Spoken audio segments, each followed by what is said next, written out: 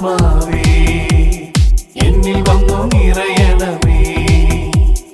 പരിശുദ്ധാത്മാവേ കൃപ ചൊരിയണമേ. പരിശുദ്ധാത്മാവേ ശക്തി പകരണമേ. പരിശുദ്ധാത്മാവേ കൃപ ചൊരിയണമേ. പരിശുദ്ധാത്മാവേ ശക്തി പകരണമേ. നിത്യസ്തുതിക്കേറ്റം യോഗ്യമായ പരിശുദ്ധ പരമ ദിവ്യകാരുണ്യത്തിന് എന്നേരവും ആരാധനയും സ്തുതിയും പുകഴ്ചയും ഉണ്ടായിരിക്കട്ടെ. നിത്യസ്തുതിക്കേറ്റം യോഗ്യമായ പരിശുദ്ധ പരമ ദിവ്യകാരുണ്യത്തിന് എന്നേരവും ആരാധനയും സ്തുതിയും പുകഴ്ചയും ഉണ്ടായിരിക്കട്ടെ. നിത്യസ്തുതിക്കേറ്റം യോഗ്യമായ പരിശുദ്ധ പരമ ദിവ്യകാരുണ്യത്തിന് എന്നേരവും ആരാധനയും സ്തുതിയും പുകഴ്ചയും ഉണ്ടായിരിക്കട്ടെ. സ്നേഹമുള്ളവരെ, നാം കൃപയുടെ സമയത്തിലേക്ക് പ്രവേശിക്കുകയാണ്. പിതാവിൻ്റെ വലിയ സ്നേഹത്തെക്കുറിച്ചും അവിടുത്തെ വലിയ കാരുണ്യത്തെക്കുറിച്ചും അനുസ്മരിക്കുന്ന നിമിഷങ്ങളാണിത്. നമ്മുടെ ഓരോരുത്തരുടെയും ജീവിതത്തിൽ കർത്താവ് എപ്രകാരമാണ് കാരുണ്യം കാണിക്കുന്നത്, അവിടുത്തെ കരുണ സ്വീകരിക്കുവാൻ വേണ്ട യോഗ്യത നമുക്കോരോരുത്തർക്കും ഉണ്ടോ എന്നെല്ലാം ചിന്തിക്കാനുള്ള ഒരവസരം കൂടിയാണ് ഈ കൃപയുടെ സമയം. ഇന്ന് കർത്താവിൻ്റെ സന്നിധിയിൽ നാം ഓരോരുത്തരുമായിരിക്കുമ്പോൾ പ്രഭാഷകൻ്റെ പുസ്തകം 2-ാം അധ്യായം 6 മുതൽ 18 വരെയുള്ള തിരുവചനങ്ങൾ വായിച്ച് നമുക്ക് പ്രത്യേകം ധ്യാനിക്കാം. കർത്താവിൽ ആശ്രയിക്കുക, അവിടുന്ന് നിന്നെ സഹായിക്കും. നേരായ മാർഗത്തിൽ ചരിക്കുക, കർത്താവിൽ പ്രത്യാശ അർപ്പിക്കുക. കർത്താവിൻ്റെ ഭക്തരെ അവിടുത്തെ കരുണയ്ക്ക് വേണ്ടി കാത്തിരിക്കുവിൻ, വീഴാതിരിക്കാൻ വഴി തെറ്റരുത്. കർത്താവിൻ്റെ ഭക്തരെ അവിടുത്തെ ആശ്രയിക്കുവിൻ, പ്രതിഫലം ലഭിക്കാതിരിക്കുകയില്ല. കർത്താവിൻ്റെ ഭക്തരെ ഐശ്വര്യവും നിത്യാനന്ദവും അനുഗ്രഹവും പ്രതീക്ഷിക്കുവിൻ. കഴിഞ്ഞ തലമുറകളെപ്പറ്റി ചിന്തിക്കുവിൻ.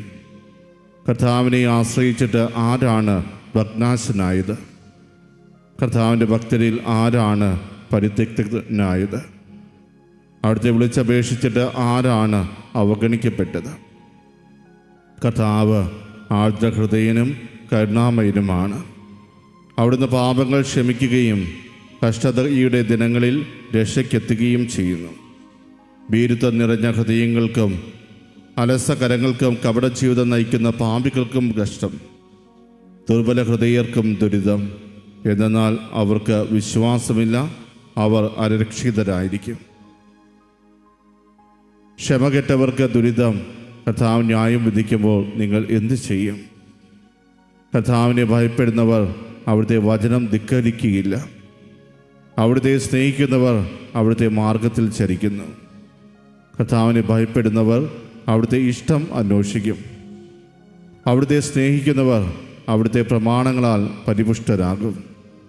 കർത്താവിനെ ഭയപ്പെടുന്നവർ ഹൃദയം ഒരുക്കി വയ്ക്കും, അവിടുത്തെ മുമ്പിൽ വിനീതരായിരിക്കുകയും ചെയ്യും.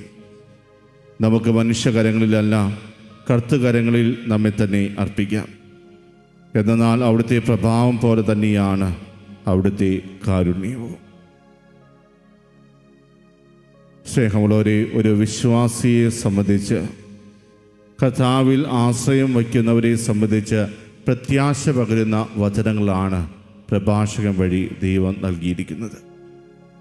കർത്താവിൽ നമ്മൾ ആശ്രയം വയ്ക്കുകയാണെങ്കിൽ തീർച്ചയായും നമ്മുടെ ജീവിതത്തിൽ സന്തോഷം അനുഭവിക്കുവാൻ നമുക്ക് സാധിക്കും. കർത്താവിൽ ആശ്രയം വെച്ച ആരും തന്നെ നിരാശരായി പോകേണ്ടതായിട്ട് വന്നിട്ടില്ല. എല്ലാവർക്കും അവരുടെ ജീവിതത്തിൽ കർത്താവ് എന്താണോ നൽകേണ്ടത് അത് കൃത്യമായി നൽകിയിട്ടുണ്ട്. അതിനാൽ തന്നെ കർത്താവിൻ്റെ കരുണയ്ക്ക് വേണ്ടി കാത്തിരിക്കുവാനുള്ള ഒരു ആഹ്വാനം കൂടിയാണ് ഈ വചനഭാഗത്തിലൂടെ നമുക്ക് നൽകപ്പെട്ടിരിക്കുന്നത്. കർത്താവിൻ്റെ കരുണ നമ്മുടെ ജീവിതത്തിലേക്ക് കടന്നു വരുവാൻ പ്രതീക്ഷയോടെ പ്രത്യാശയോടെ നമ്മൾ കാത്തിരിക്കുക. ഒരുപക്ഷെ ഞാൻ ആഗ്രഹിക്കുന്ന നിമിഷം തന്നെ കർത്താവ് എൻ്റെ ജീവിതത്തിൽ പ്രവർത്തിക്കണമെന്ന് നമ്മൾ വിചാരിച്ചു കഴിഞ്ഞാൽ അത് നടക്കണമെന്നില്ല.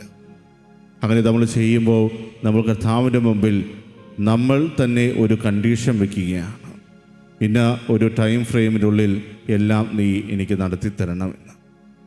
പ്രിയമുള്ളവരെ, അങ്ങനെയല്ല കർത്താവിൻ്റെ കരുണയ്ക്ക് വേണ്ടി നാം ഓരോരുത്തരും കാത്തിരിക്കേണ്ടത്. ക്ഷമയോടെ നാം കാത്തിരിക്കുക, വിശ്വാസത്തോടെ നാം കാത്തിരിക്കുക. തീർച്ചയായും കർത്താവ് നമ്മുടെ ജീവിതത്തിലേക്ക് കടന്നു വന്ന് പ്രവർത്തിക്കുമെന്ന് ഉറച്ചു വിശ്വസിക്കുക. അതിനാൽ തന്നെ കർത്താവിൽ ആശ്രയിക്കുന്നവരെ സംബന്ധിച്ച് അവർക്കെപ്പോഴും സന്തോഷവും സമാധാനവുമായിരിക്കും ലഭിക്കുക എന്ന് പ്രഭാഷകൻ നമ്മളോട് ഓർമ്മപ്പെടുത്തുകയാണ്. നമ്മൾ കർത്താവിൻ്റെ ആ കരുണയ്ക്ക് വേണ്ടി കാത്തിരിക്കുമ്പോൾ തീർച്ചയായും നമ്മുടെ ജീവിതത്തിൽ അതിനാവശ്യമായ പ്രതിഫലം കർത്താവ് നൽകാതിരിക്കുകയില്ല. കർത്താവിൽ ആശ്രയിക്കുന്ന ഓരോ വ്യക്തികൾക്കും ദൈവം തീർച്ചയായും അവൻ്റെ ജീവിതത്തിൽ പ്രതിഫലം നൽകുക തന്നെ ചെയ്യും. ഈ ലോകത്തിൽ എന്നല്ല, സ്വർഗലോകത്തിലും അവൻ്റെ പ്രതിഫലം വലുതായിരിക്കും.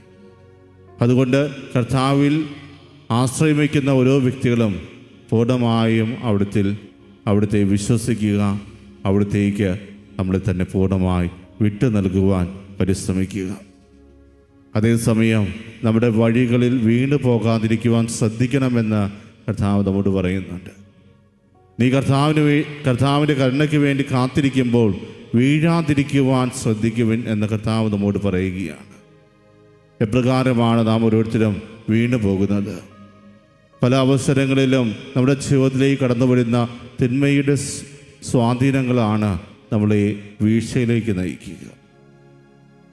ഞാനൊരു കാര്യം ആഗ്രഹിച്ചു, അതെൻ്റെ ജീവിതത്തിൽ നടന്നില്ല, ഉടനെ തന്നെ എനിക്ക് നിരാശയായി. ആ ഒരു നിരാശ നമ്മുടെ ജീവിതത്തിൽ വളർന്ന് അത് വലിയൊരു വീഴ്ചയ്ക്ക് കാരണമായി തീരുന്നത് നമുക്ക് കാണുവാൻ സാധിക്കും. പിശാചിൻ്റെ ഏറ്റവും വലിയ തന്ത്രവും അതുതന്നെയാണ്. നമ്മുടെ ജീവിതത്തിലേക്ക് നിരന്തരം നിരാശയുടെ ചിന്തകൾ എങ്ങനെ കടത്തിവിടുക. അതോടുകൂടി നമ്മൾ ചിന്തിക്കുവാൻ തുടങ്ങും, ഞാൻ ഇത്രയെല്ലാം ചെയ്തിട്ടും എന്തുകൊണ്ടാണ് എൻ്റെ ജീവിതത്തിൽ ഒന്നും നടക്കാതെ പോകുന്നത്? എന്തുകൊണ്ടാണ് എൻ്റെ ജീവിതത്തിലേക്ക് കർത്താവ് കടന്നു വരാതിരിക്കുന്നത്? കർത്താവിനെ ഞാൻ ഒത്തിരിയേറെ അറിയുന്നു, കർത്താവിന് വേണ്ടിയാണ് ഞാൻ ജീവിക്കുന്നത്, എന്നിട്ടും എന്തിനു വേണ്ടിയാണ് എൻ്റെ ജീവിതത്തിൽ ഇതുപോലെ കഷ്ടതകൾ നൽകുന്നത്? പ്രിയമുള്ളവരെ, അവിടെയാണ് നമ്മൾ പോലും അറിയാതെ നിരാശയിലേക്ക് നമ്മൾ വീണു പോവുക.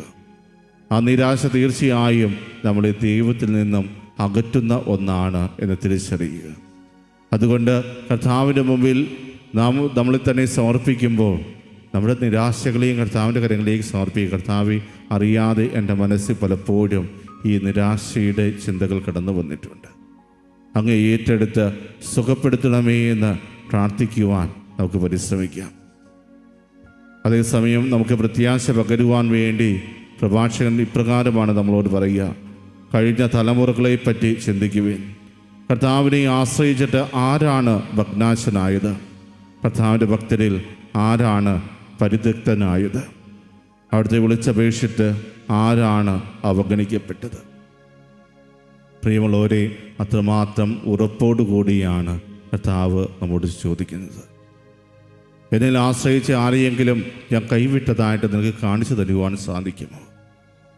എൻ്റെ ജീവിതത്തിലേക്ക് കടന്നു വന്ന ഏതെങ്കിലും ഒരു വ്യക്തിയെ ഞാൻ അവഗണിച്ചതായിട്ട് നിനക്ക് കാണിച്ചു തരുവാൻ പറ്റുമോ? പ്രിയമുള്ളവരെ, കർത്താവിനോട് വിശ്വസ്തത കാണിക്കുന്ന ഓരോ മക്കളെയും എന്നും ചേർത്ത് പിടിച്ചിട്ടേ ഉള്ളൂ ദൈവം. ആ ദൈവത്തിൻ്റെ മുമ്പിൽ നമ്മൾ ഇത്രമാത്രം പാപം ചെയ്താലും അനുതപിച്ച് കർത്താവിൻ്റെ അടുക്കിലേക്ക് തിരികെ വരികയാണെങ്കിൽ അവിടുന്ന് ചേർത്ത് പിടിക്കും. ഇവിടെ കർത്താവ് അതുകൊണ്ട് തന്നെയാണ് നമ്മോട് ചോദിക്കുക, കർത്താവിനെ ആശ്രയിച്ചിട്ട് ആരാണ് ഭഗ്നാശനായത്? ആരെയെങ്കിലും ഞാൻ അവഗണിച്ചിട്ടുണ്ടോ? തീർച്ചയായും എല്ലാവർക്കും നല്ലത് മാത്രം ചെയ്യുന്നവനാണ് കർത്താവ്. ആരെയും അവഗണിക്കാതെ എപ്പോഴും നെഞ്ചോട് ചേർത്ത് പിടിച്ച് നമ്മളെ വഴി നടത്തുന്നവനാണ് അവിടെ കർത്താവ്. നിന്റെ ജീവിതത്തിൽ താങ്ങും തണലുമായി അവിടുന്ന് എപ്പോഴുമുണ്ട്. പക്ഷേ അത് തിരിച്ചറിയുവാൻ നിനക്ക് സാധിക്കുന്നുണ്ടോ? പ്രിയമുള്ളവരെ, ഇന്ന് ദിവ്യകാന്യനാഥൻ്റെ മുമ്പിലായിരിക്കുമ്പോൾ നമ്മൾ ചോദിക്കേണ്ടത് അത് തന്നെയാണ്. മറ്റുള്ളവരെ കർത്താവ് അവഗണിച്ചിട്ടില്ല, എന്നെ അവഗണിച്ചതായി എനിക്ക് തോന്നുന്നത് എന്തുകൊണ്ടാണ്? കർത്താവിൻ്റെ സന്നിധിയിൽ നിരന്തരം ഞാൻ പ്രാർത്ഥിക്കുമ്പോൾ എൻ്റെ പ്രാർത്ഥനകൾക്ക് ഉത്തരം ലഭിക്കാതെ പോകുന്നത് എന്തുകൊണ്ടാണ്? അതോ ഞാൻ പ്രാർത്ഥിക്കുന്ന ഓരോ നിയോഗങ്ങളും അത് ഉചിതമായ നിയോഗങ്ങളാണോ? അതോ എൻ്റെ ജീവിതത്തിൽ ഏറ്റവും അത്യാവശ്യമായ ഒന്നാണോ? പ്രിയമുള്ളവരെ, അങ്ങനെ ചിന്തിക്കുമ്പോഴാണ് കർത്താവ് നമ്മളെ അവഗണിക്കുന്നില്ല. കർത്താവ് നമ്മുടെ നിയോഗങ്ങൾ മാറ്റിവെക്കുന്നില്ല. മറിച്ച് നമുക്ക് ഏറ്റവും ഉചിതമായത് മാത്രം നമ്മുടെ ജീവിതത്തിൽ സംഭവിക്കുവാൻ അവിടുന്ന് അനുവദിക്കുന്നു. പ്രിയമുള്ളവരെ, കർത്താവ് ആർദ്ര ഹൃദയനും കരുണാമയനുമാണ്. അവിടുന്ന് പാപങ്ങൾ ക്ഷമിക്കുകയും കഷ്ടതയുടെ ദിനങ്ങളിൽ രക്ഷയ്ക്കെത്തുകയും ചെയ്യുന്നു. വചനം നമുക്ക് നൽകുന്ന മറ്റൊരു ഉറപ്പാണത്. കർത്താവ് ആർദ്ര ഹൃദയനാണ്, കരുണാമയനാണ്. നമ്മുടെ വേദനകൾ കാണുമ്പോൾ ഒരു പാറയുടെ മനസ്സല്ല കർത്താവിനുള്ളത്, കഠിന ഹൃദയമല്ല കർത്താവിനുള്ളത്, മറിച്ച് ആർദ്ര ഹൃദയനാണ് കർത്താവെന്ന് വചനം നമ്മോട് പറയുന്നു. നമ്മുടെ മനസ്സിലെ വേദനകളെല്ലാം കൃത്യമായി മനസ്സിലാക്കുന്നവൻ, നമ്മുടെ വേദനകളിൽ നമ്മോടൊപ്പം വേദനിക്കുന്നവൻ, അവന് നമ്മളെ മനസ്സിലാക്കുവാൻ സാധിക്കും. അവന് നമ്മളെ ഓരോരുത്തരെയും ആശ്വസിപ്പിക്കാൻ സാധിക്കും. കാരണം നമ്മളെ അറിയുന്നവനാണ്, നമ്മൾ കടന്നു പോകുന്ന വേദനകൾ തിരിച്ചറിയുന്നവനാണ് കർത്താവ്. ആ കർത്താവ് കരുണാമയനാണ്. അതോടൊപ്പം നമ്മുടെ ഓരോരുത്തരുടെയും പാപങ്ങൾ ക്ഷമിക്കുകയും നമ്മുടെ കഷ്ടതയുടെ വേളകളിൽ നമ്മുടെ ഓരോരുത്തരുടെയും രക്ഷയ്ക്ക് അവനെത്തുകയും ചെയ്യും. എനിക്ക് ആരുമില്ല എന്ന ഒരു ചിന്ത ഒരിക്കലും നമ്മളെ നയിക്കാതിരിക്കട്ടെ. നിന്റെ കഷ്ടതകളിൽ നിന്നെ സഹായിക്കുവാൻ നിന്റെ രക്ഷകനായ ദൈവം തന്നെയുണ്ട്. അതിനാൽ പ്രിയമുള്ളവരെ, നമ്മൾ ഒരിക്കലും വേദനിക്കേണ്ട ആവശ്യമില്ല. എൻ്റെ ഈ കഷ്ടതകളിൽ ഞാൻ സ്വയം സഹിക്കേണ്ടതായിട്ടില്ല, മറിച്ച് എന്നോടൊപ്പം സഹിക്കുവാൻ കർത്താവ് കൂടിയുണ്ട്. കർത്താവ് നമ്മുടെ കൂടെയുള്ളപ്പോൾ നമ്മുടെ കഷ്ടതകൾ ഒന്നുമല്ല എന്ന് തിരിച്ചറിയുക. നമ്മളെ സ്നേഹിക്കുന്നവൻ നമുക്ക് വേണ്ടി എപ്പോഴും കൂടെ ഉണ്ടാകും എന്ന് തിരിച്ചറിഞ്ഞുകൊണ്ട് ജീവിക്കുവാൻ നമ്മൾ പരിശ്രമിക്കുക. നമ്മൾ വായിച്ചു കേട്ട വചനത്തിൻ്റെ അവസാനവും കർത്താവ് നമ്മോട് പറയുന്നത് അതുതന്നെയാണ്. നമുക്ക് മനുഷ്യകരങ്ങളിലല്ല കർത്തൃകരങ്ങളിൽ നമ്മെ തന്നെ അർപ്പിക്കാം.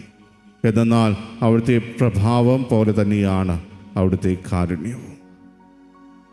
പ്രിയമുള്ളവരെ, മനുഷ്യരിലല്ല നമ്മൾ ആശ്രയം വയ്ക്കേണ്ടത്.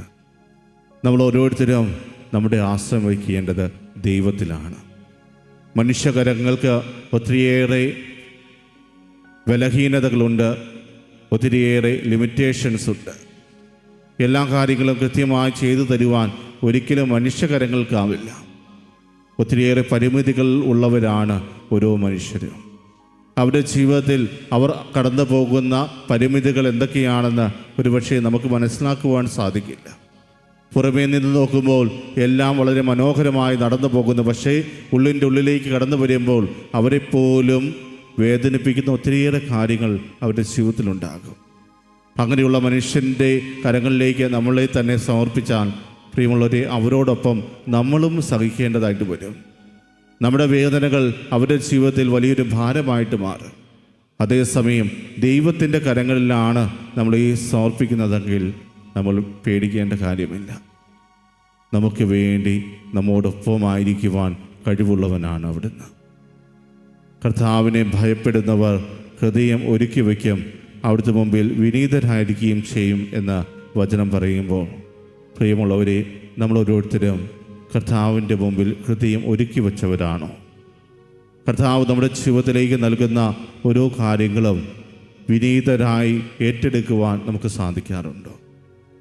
കർത്താവേ, നീ എൻ്റെ ജീവിതത്തിലേക്ക് നൽകിയ ഈ സകലങ്ങൾ എനിക്കൊരു പാഠമായിട്ട് മാറുവാൻ അങ്ങ് നൽകിയതാണ് എന്ന് പറയുവാൻ നമ്മളിൽ എത്ര പേർക്ക് സാധിക്കും?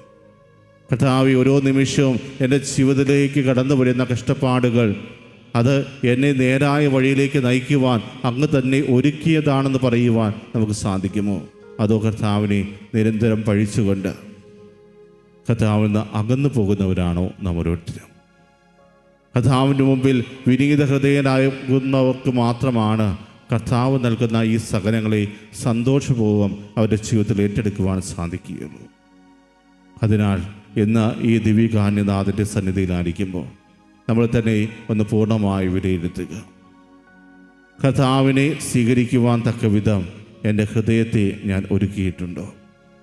കർത്താവ് നൽകുന്ന സകലങ്ങൾ സന്തോഷപൂർവ്വം സ്വീകരിക്കുവാൻ എനിക്ക് സാധിക്കുന്നുണ്ടോ? മനുഷ്യൻ്റെ കരങ്ങളിലാണോ അതോ ദൈവത്തിൻ്റെ കരങ്ങളിലാണോ ഞാൻ എന്നെ തന്നെ സമർപ്പിച്ചിരിക്കുന്നത്? മനുഷ്യരെക്കാൾ ഉപരിയായി ദൈവത്തിൽ ആശ്രയം വയ്ക്കുവാനുള്ള ഒരു കോൺഫിഡൻസ് എനിക്കുണ്ടോ? പ്രിയമുള്ളവരെ, ഇതിനെല്ലാം ഉത്തരം ലഭിക്കുമ്പോൾ തീർച്ചയായും ദൈവം എത്ര കരുണയുള്ളവനാണെന്ന് നമുക്ക് തിരിച്ചറിയുവാൻ സാധിക്കും. നമ്മളെ ഓരോരുത്തരെയും അനുഗ്രഹിച്ച നല്ലവനായ തമ്പുരാന് നമുക്ക് പൂർണ്ണമായും നന്ദി അർപ്പിക്കാം. കർത്താവിൻ്റെ കരങ്ങളിലേക്ക് നമ്മളെ തന്നെ ചേർത്ത് വയ്ക്കാം. കർത്താവിൽ ആശ്രയിക്കുന്ന എല്ലാവരെയും കർത്താവ് അനുഗ്രഹിക്കുന്നു. ആരെയും അവിടുന്ന് നിരാശരാക്കുന്നില്ല, അവഗണിക്കുന്നില്ല. ആ ഒരു ബോധ്യത്തിൽ നമുക്ക് കർത്താവിൻ്റെ ആശീർവാദം ഏറ്റുവാങ്ങാം.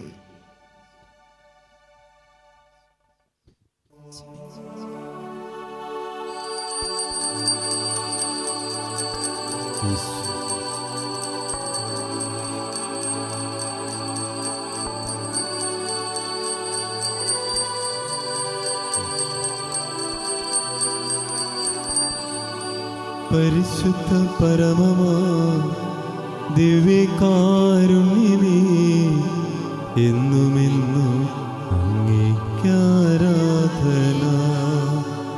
പരിശുദ്ധ പരമമാ ദിവ്യകാരുണ്യമേ, എന്നുമെന്നും അങ്ങേയ്ക്കാരാധന. പരിശുദ്ധ പരമമാ ദിവ്യകാരുണ്യമേ, എന്നുമെന്നും